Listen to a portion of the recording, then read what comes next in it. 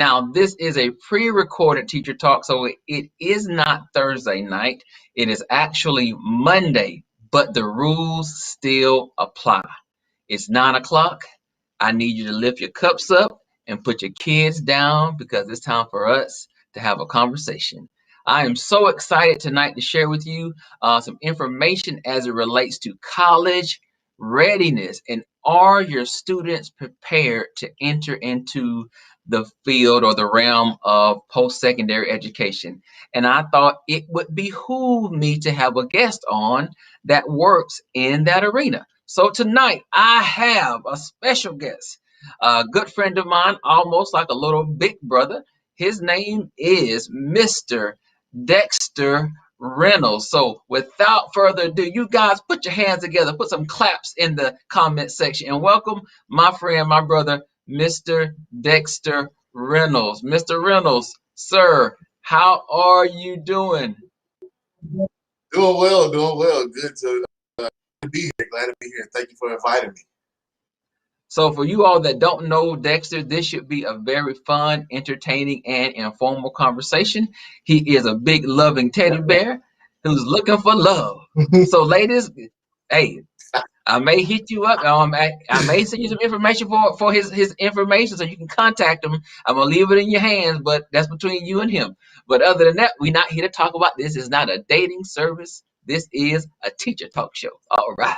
So we are talking about post-secondary education. But before we start, brother, give them a little bit about yourself. Tell them who you are, what you do, and just give them a little bit of information. Not too much. Not too much. It's pandemic. People out there trying to steal identities and stuff. So just give them a little bit. Tell them who you are, what you do. Right. So, Reynolds, and I'm professor over at Georgia State University. I grew up about 50 miles northwest of downtown Atlanta, and I attended, none other than the illustrious Southern University in A&M, baddest, the greatest, the biggest HBCU in the land. There, I completed my degree in microbiology. I went on to State University of West Georgia to complete my degree, my degree in biology. And I've been with Georgia State now for about 6 years, and currently Case Western Reserve University. I'm pursuing a medical physiology there with M to follow. So I've enjoyed education. It has been a ride that I will be on, but it's definitely been rewarding. So I've been doing that for about 6 years, and that's why I am. Now, ladies, you heard him. The man is smart. So if you're looking for a man with a brain, look no further. Look at him. Look at him. Let me blow him up for you. Get a good look. There you go. There you go. So listen, we're going to have a good conversation. And of course, everybody that watches this knows that I've been in the field of K-12 education for a long time. I'm not going to say how long, but for a good minute. And I often do support my students in post-secondary education. I encourage it for those that are ready, and for those that want to go into a career. I also encourage that. College is not for everybody if you know what you want to do. If it doesn't require a degree, why get one, right? That's an investment that you don't have to make. But if you do need a degree, then I encourage you to go. But I have seen situations where there are students who experience challenges when they get to either two-year college or four-year university, research one, whatever it may be. So that's what we're going to talk about tonight. So as it relates to what you do and your experience with students, what have you observed about students' prior knowledge and understanding of the course that you teach? So I'm a life science professor at Georgia State. So I teach microbiology. I teach human anatomy, a little bit of environmental and general biology. That stands out to me, readiness and preparedness for the students, is that they don't have really a solid foundation in the sciences. And I can understand this isn't for everyone. So I can understand that from the perspective of non-major students. But for someone who is coming and wanting to go into a career field in science, whether that be teaching, health profession, any of that nature, is that the foundation is lacking. And so, what is that to students for, especially in the sciences, is they have to have a really in cell engineering. Like if you don't understand the cell thing that they want in the course, when it comes to understanding that, I think that's one is a challenge. Two, a big challenge is discipline from the students. A lot of them lack the discipline to really get down and really learn the information and learn the material. And then if you don't have anyone behind you to do that, it becomes even more challenge. So I want to go back and teach those fundamental principles and objectives, which kind of throws in the class behind, and it's just kind of a domino effect. Did I answer your question in terms of preparedness? Yeah, it did. I mean, actually, you kind of answered another question, because one of the things I was going to ask you is, in terms of behaviors, what is something that students don't come in that helps them obtain the intellectual, the academic part to help them be successful? And you answered that in terms of saying they don't have the discipline. I know you can say that at the post-secondary level, especially, this idea of hand-holding and babying is not something that you think that you would do at the college level, right? Absolutely, and actually something I don't do. And I get a little bit of kickback, but I feel like this is a very sacred space. This isn't a space that you're forced to be, like you alluded to it in the beginning. But this is something that you're choosing to do. This is something that you're paying money for. So why not come in and do it? I just kind of lack that discipline. Really dive into the disheartening, and it's kind of to the space. And I can tell you, students kind of get how do I phrase this notion of or this idea at this level that we will hand in college, and I can understand, in the case like not holding their hand, but understanding that life experiences, everybody's life experience is something different. Everybody has different situations, so into a particular student may be different from another. But in terms of my due dates, assignments turned in or completed, showing up for exam day, work, any of that nature, yeah, I'm not the professor for that one. So, I really expect a level of discipline and, just gumption from the students. And I think that, they always will say, well, when is the makeup day? And I'm like, what is the makeup day? And they're, well, yeah. When I can turn in everything that I didn't do, throughout the semester. I was like, never heard of it, and that doesn't exist here. So, you kind of have to think about those things, especially from a student perspective, when you're coming into these spaces, that, if you're taking a college prep track in, high school, that it needs to be a true college track.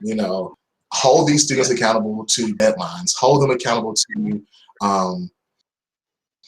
these assignments, and a second chance is not going to always be given. So do it, and do it right the first time. That's just kind of been my take on and understanding of And that has been a struggle for me, and especially now as a consultant, when I work with schools, especially high schools. I focus on, with the teachers, ensuring that the rigor is in the course, and that whatever those state standards are, that we try to correlate to next generation science standards, especially in your case, that these students are performing at that level. Because when they leave high school and enter into post-secondary education, there's an understanding that they come in with this base level of knowledge. And when we don't hold kids to that Right. standard, we're really doing them a disservice. So they can leave us with a high school diploma, with a GPA of 4.2, with a class average in all their sciences of 98 or 99. But is that a true measure of what they should know to be proficient, and not to say mastery, in that course? And so I think we send kids to college sometimes with a misguided understanding of how smart they really are. Not saying they can't obtain those actual averages, but they need to be stretched and challenged to make sure that they earn those grades, and they're not just grades that are low level thinking, total recall, identification type thinking, because that's not what you're doing. They come to you, you're like, all right, you should know what a cell is and what it does and all the organelles and blah blah blah. We're going forward. And you're not finding yourself doing that. You're going back to what they should have got in ninth grade, trying to build that level of understanding up, and then take them forward in a semester. So now it's your job Exactly. to reteach and teach. And right, yeah, exactly. So, and it kind of makes me think sometimes. It's like, how are we teach at, K through 12 level? How are we holding them accountable to these objectives? Is there some type of metric or measure to say, because I know the high school graduation test, from my knowledge, has gone away, correct? And I know we have on test in middle school. We don't. It's gone. So we kind of measuring what these students actually know, leave high school, because one of the questions I always ask at the beginning of all my courses is simply, what is the classroom is always silent. Like, okay, so I give them some incentive to answer the question. Hey, I got 5 bonus first exam. Someone tell me what DNA is, and you hear everybody, but no one still can, come up with an answer. That's a basic, principle, of science, So it's like, what have you been doing for the last 4 years that you don't know what one a cell is, or 2, what DNA is, from a science perspective? So, to take them from where, by the end of my course, it's a challenge. And I can tell you that the population is, they don't perform too well in an upper level course that I teach. So you get the kickback, what's going on, why are your students, not well, X, Y, and Z. If a person make an A on the exam, I know the exam was at least fair, So, but I do look back at, each student is, maybe deficient in, and, maybe is, of course, but, it's just challenging to really take a student from, where they are down.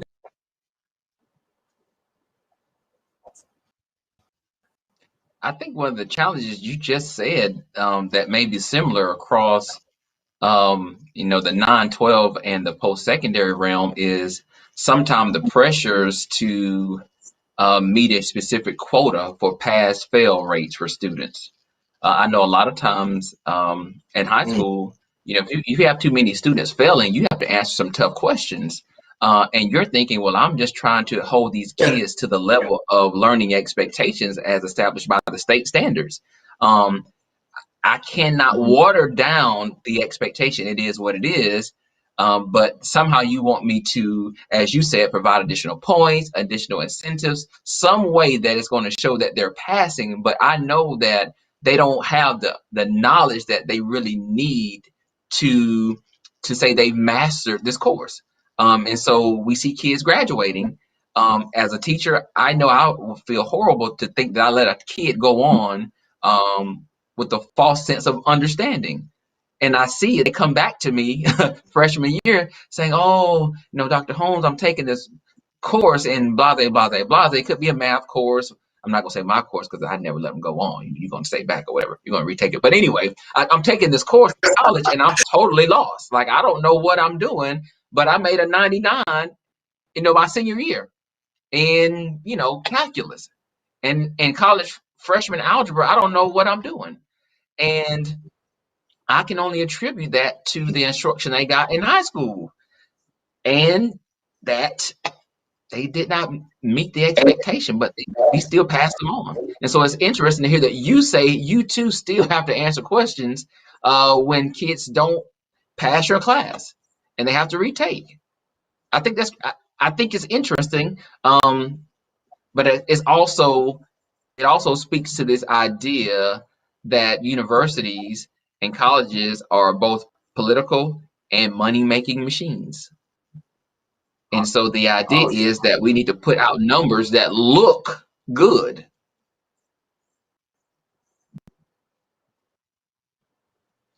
But I can't say that always Absolutely. serves the best interest of students. So you talked about this a little bit about we talked a little bit about reteaching. But as a professor, you really don't have that time allotted to go back.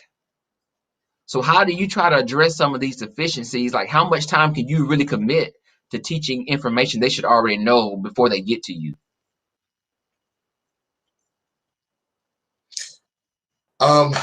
Honestly, so the way that the textbook is kind of structured of the first 3 or 4 chapters are basically should be what a review from 9 through 12, and that's no knowledge.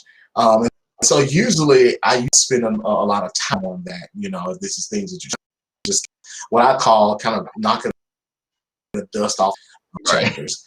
But now I'm having to take extra time to, one, teach it, 2, incorporate things that kind of the material tools from the literature or outside sources that I may use to get that foundational knowledge so that you can understand, especially with A and B, because like I say, if you don't understand the cell, you're not going to understand anything else talked about in this course.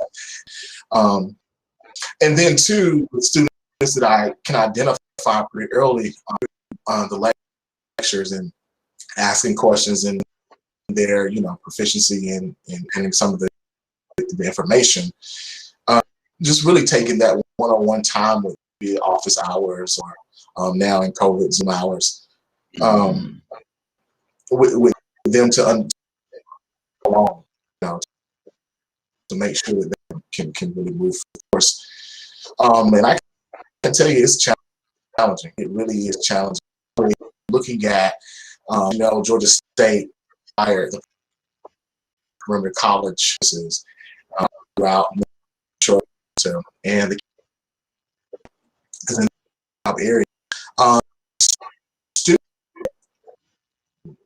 Just the dynamic of the events are quite different from that of downtown campus. So the downtown campus, you have students who may have gotten this really good school system and gotten this foundational knowledge and are doing well, but you take someone in the South DeKalb area and have that, because I don't think that they've the K through 12 or 9 through 12 get into this.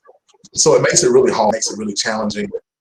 And then 2, I think it really kind of kills the students and it makes them, give up. It's too many times I've I'm just like, well, later date, and you never see them. That's, kind of disheartening as well. Yeah.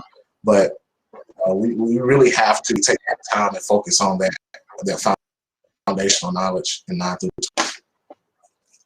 So let's dig a little bit deeper into what you said, but that what you didn't really say. So you talked about the kids that live in the Atlanta metro area. Those kids typically come from better schools or schools that seem to have trained them better. And then some of the kids that come from the South Fulton area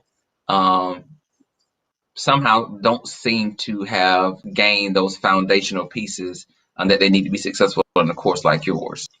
Would you say that the majority of the students that lack the prior knowledge come from a particular cultural or racial community?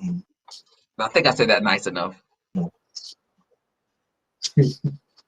So basically, you're asking what side of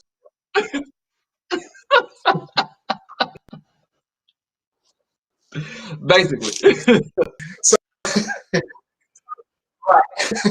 so so I've had students that come to me who already hold degrees. I've had students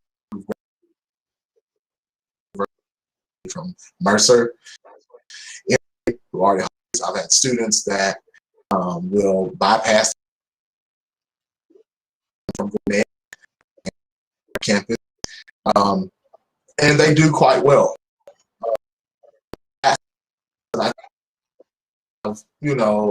To do well, one of those things is discipline. It's self-governance, like to really get in. If I don't know something, ask the question and refer to the book, go to the professor. You see students, I get students from, as you said, the South Fulton area or the South DeKalb area who don't really have that backing, and who have, had their hand held a lot, come in and I mean, just lack that excel. And so, it's disheartening to me that, the how do I put this? Say it. The unbalanced financial support is. Yeah.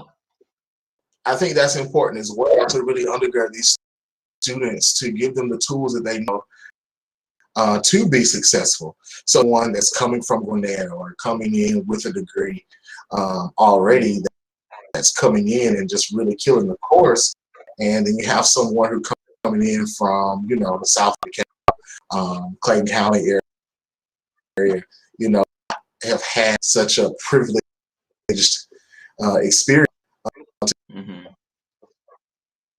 to come in, and they're really stressed in this whole dominant. So yes, there is a big difference, and having those soft skills from students very affluent areas and not so affluent areas across Metro Atlanta. And so that's why, I'm a big advocate for Black, brown, and low SES students in terms of equity, but I also encourage these schools or these districts to ensure it doesn't matter what side of the tracks you're on, you have a responsibility to provide kids with a high quality education. Absolutely. And so you need well-trained, well-informed, well-knowledgeable content teachers providing instruction in these courses, because you can't just have a warm body and a placeholder in a class for 3-4 years, or afford to have people that lack the capacity to instruct students at that high level, because you just need somebody in there and they're collecting a check, but they're doing a disservice, or I would say they're putting kids on the cross for their paycheck. That's just not fair. Because if we begin to track those kids after high school, and if we still are being accountable for what they were doing in the first 2 years of college, I promise you, I believe policy-wise, they would start behaving differently, because now I am still accountable for those kids even when they leave me in terms of their performance. So if they fell out or they can't compete, then those numbers, I will somehow get a score that reflects that I left kids unprepared or not college ready, right? Because we get credit for the diploma and for the high school level, but after they leave, we don't know what happened to them many times. And so I think we need to somehow, and I hate saying this, but still be accountable for them for at least the first year. So you will ensure that when they leave you with what they need versus you getting credit for something that you probably really, really did not do for them. And that's not fair, because then that hurts people like you in the world of academia that are really trying to prepare students for careers. And you have kids. Unfortunately, it sounds like, I'm not going to say you crush their dreams, but when they encounter you, the expectations are what they are, and they can't meet the bar. And so what they desired to have happen in college doesn't come true because they cannot compete, and that's not fair. And so we Well, got to really rethink this. mhm, absolutely. Um, I don't want to say that they're just lacking, because I think it's there. It's just getting students to, one, tap into that, and then two, be disciplined enough to really put in the work. Because you get students, one of the questions that I ask them when they come in is, one, I want to know who you are, so so one, that I can put a face with the name, and two is that you want to do career-wise, and then two, what it is that you hope to get out of this course, right? So those students from the more affluent areas will answer, I want to know what I can, in and out of anesthesiology or about microbiology, because I want to become a nurse. I want to be a nurse. I want to do all these great things, so I learn as much as I can, about this particular subject matter, and then you get others who will come in as like, I'm just trying to get a B, I'm just trying to pass the course, because I want to become a nurse, because they make a lot of money, and, if that is your motivation, you're not going to succeed, and, it just takes that, you coming into the classroom trying to get the knowledge. I always tell students that the A will come. It will come if you're seeking knowledge. If you're disciplined enough to seek the knowledge, the A will come. Focus on the material, and focus on understanding the material and applying the material. Because, if your motivation is just to get an A so that your GPA can be high and hopefully compete to get into nursing school, you're not going to stay in nursing school. I can tell you that much. And I've had some really successful students who have come from these low, low SES areas and less affluent areas. I've often reminded of one of my students who was a single mother who grew up in the South DeKalb area. She came in and she took me for both A&P 1 and 2. And she kind of struggled through A&P 1. She barely preached out a B. And in A&P 2, she really struggled, but she was committed and she was dedicated and she was disciplined. And I found myself going to the campus to meet her at the library on, Fridays and Saturdays so that, she could really, excel in the course, and she got to be in the course again. And she ended up gaining acceptance into the accelerated program at Mercer School of Nursing. And to be able to do a nursing program in 18 months, my hat's off to anybody who's able to do that and to do that at an accelerated level. And this is someone whom I, was a C student really at best, but worked hard to get that B. And she, got herself into nursing school and is doing very well. So you do have those success stories from students that come from these areas. But again, if you don't have that discipline, and if you don't have that, self-awareness and gumption to really want to be successful, then, I mean, you're not going to be successful at any level, to me. Yeah, I agree. I mean, you talk a lot about this self-efficacy kind of aspect of what it takes to be a college-ready student. And I go back to when you spoke about those students. If they didn't understand something from these affluent areas, what do? They ask questions. They didn't sit there and figure, oh, well, I'll just Exactly. go back home and try to get it, and I'll read the book a little bit more. Like, no, I'm sitting here in front of this professor. I value myself enough, and I know what I desire from this course. So I'm going to, if he can't tell me, then I'll go back and try to get it. But he's here. Why not ask the expert, right? And like you said, I think a lot of that comes from confidence. I Exactly. think some of these kids, they come into the classroom knowing they're not quite where they need to be. Once you start talking, they're like, oh Lord, did he say a homeostasis? Let me go look that up on Google. I'm about to Google that. I don't even know what that is. What is and homie is a home? Is this homostasis? Is this homeostasis? Right, What? Oh my God! I've got a problem here, Phil. I don't know what's right, going on. And so off the top, they're like, oh, this, yeah, I need to figure out if I'm gonna make it in this class. And and you probably have many kids before they even fail out, they drop out. They just go ahead and drop the course. oh yeah, oh yeah, So they just lack that fortitude to just say, you know, I'm going to see it to the end, and I'll just see what happens. You know, they just like, I don't want to see, I want to be. I know I'm probably not going to earn the B because I don't know enough at this point. So I'm just going to drop the class and either change my major or come back another day. But what that means is they go and take a whole bunch of other little courses that they're wasting money on now. That's a waste of investment to take a course that you don't need when you should be just trying to drive right into that field, which is so sad. So what's the absolutely, solution? absolutely. How do we remedy this? What are your thoughts? Um, How do we come to some level of understanding and make this better for students? um, that's a tough. One of the things that I do admire about Georgia State is that it is one of in or the leader in graduating African men and women with bachelor degrees, Oh, and Georgia State has really become what I call an honorary HBCU because 40% of its population are African American men and women. 60% of that 40% would go on to graduate.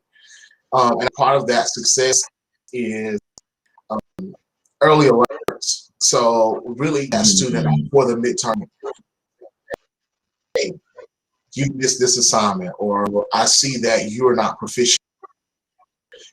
This exam didn't go well for you. It's happening, for you, whether it be personal or, something's happening at home, or, you're not understanding the material, what is it that, we can help you with? What resources? We have a plethora of resources to provide for you to really help you be on track and get on track. So that's one of the things that I think has really, helped with the success of graduating students. But again, I mean, I'm just a firm believer that you have to have that solid foundation coming in, and that doesn't mean that you come in knowing everything, but it does mean that you come in knowing something, and then have the discipline to know or learn what you don't know. So I think it's just grabbing students early, assessing their problems, and really, tailoring that individually to each student, to remedy that, if that makes sense. it makes So total I think sense. that's really what's been a great deal of the success for students at Georgia State. And, I think, many institutions probably have a similar, but I think that's really what's successful and really keeps the graduation. Mhm. Well, that says a whole lot about the credibility and character of a university like Georgia State, for one, taking a chance on many students that may not do well at other institutions, but they have a commitment to supporting those students if the goal is to graduate, to see them through the end, if they can stick it out. But also says that we too have work to do at the K-12 level to support the work that you all do and to try to make it easier.